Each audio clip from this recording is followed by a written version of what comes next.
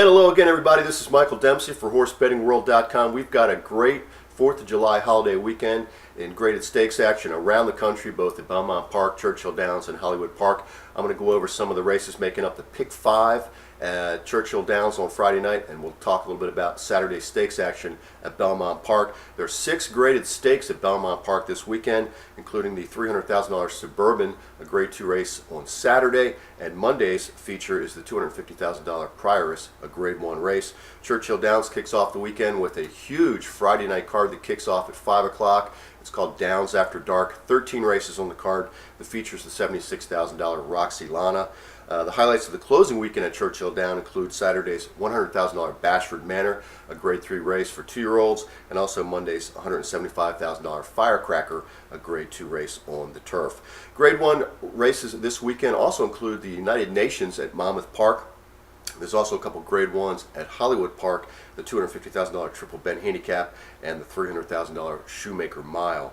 Sunday's Belmont card features a trio of graded stakes, the $150,000 Bed of Roses, the $150,000 Futurity, and Matron.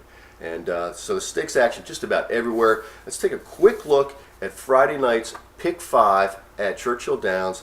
It's a late card that starts at 5 o'clock. The Pick 5 doesn't start until 9 o'clock Eastern Time.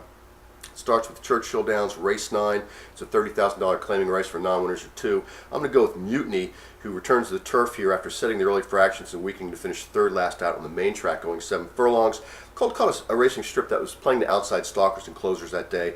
2 back, the Colt prompted the early pace, took over the lead and weakened in the stretch to finish 4th, beating 2 lengths for the top spot. Blinkers come off today, and the Colt makes his second start off a 2-month layoff and his 4th outing off a 10-month layoff. So I think he's the one to beat. I like Mutiny, Jack's Work, and Beacon Hall. That's the first leg of the Pick 5. The second leg, Race 10, I like Dancing Roman. Made a good late rally, but was unable to catch a loose in the lead gate-to-wire winner last out in a runner-up finish. The winner of that race was Tidal Volume, who came back to beat Allowance 1 foes in his next start at Indiana Downs on June 29th.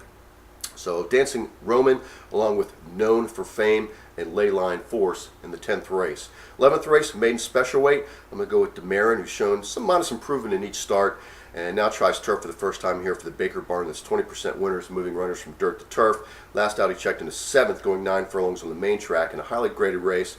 4 have come back to run, and 2 of those came back to win their next starts. So Demarin's the one to beat. I'm also going to use Ghost Shopper and Ready to Taunt on my Pick 5 ticket. Race 12 is the Roxy Lana. I'm going to go with Fortune Play, who tracked the early pace and finished evenly for third last out in the Winning Colors, which is a Grade 3 race. The runner-up in that race was Beat the Blues, who came back to win the Sailorville in her next start on June 24th at Prairie Meadows. So Fortune Play is the play. I'm going to also use Decelerator and Jokata. Final leg of the Pick 5. Hopefully we're still alive. I'm going to go with Dancing with Jackie, who's returning off a year off the layoff. Lands with the Michelle Lovell barn. That's 24% winners. The horse is coming back off a 6-month plus layoff.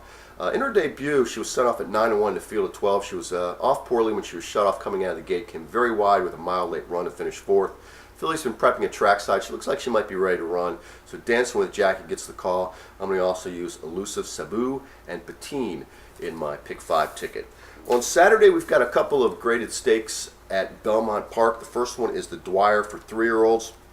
I'm going to go against the favorite here, Adios Charlie, who's 6-5 in the morning line. I'm going to look for Dominus, who makes his first start since running a game second in the Derby trial at Churchill Downs back on April 30th. The Asmussen trainee battled for the early lead, opened up a clear lead heading for home and couldn't hold off the late running Machin. It was a pretty good runner from the Neil Howard barn. He was beating a neck for the top spot. The racing surface seemed to be playing the outside stalkers and closers that day. So I think Dominus, 2-1 the morning line, the second choice. I'm also going to use Tech Fall for the Tony Dutrow barn. I think this one looks like still has some upside potential. 10-1 the morning line as well. So I'm going to use those 2 on top of Adios Charlie and Cool Blue Red Hot. The other stake race on Saturday's card at Belmont Park is the Suburban Handicap, a Grade 2 race.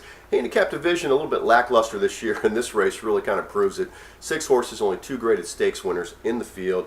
I'm going to go with Hymn Book, who is one of 3 in the 6-horse field that are coming off career top speed figures, so we could see some bouncing going on in this race. The Gelding won the off-the-turf 3 coins up last out, chasing a sharp early pace and having plenty left late. They went really fast early in that race. The Gelding's now made 9 career starts, 6 on turf, His 3 starts on dirt were all on wet tracks. So this will be his first start, likely on a conventional fast main track. So I'm going to go with him book. He's 5-2 in the morning line. I'm also going to use Convocation, who looks like might be a bit of a price. He's 6-1 in the morning line with Dominguez up, probably going to be 4-1 or 9-2. So I'm going to use those 2 to beat Rodman, the 8-5 favorite, who could possibly bounce in this race. So him book gets the pick, Convocation second, and Rodman third in the Suburban. Enjoy the holiday weekend. Don't forget, I have my full card reports for Churchill Downs and Belmont Park available right here at horsebettingworld.com. Also check us out both on Twitter and on Facebook. Have a great holiday weekend. We'll talk at you next week.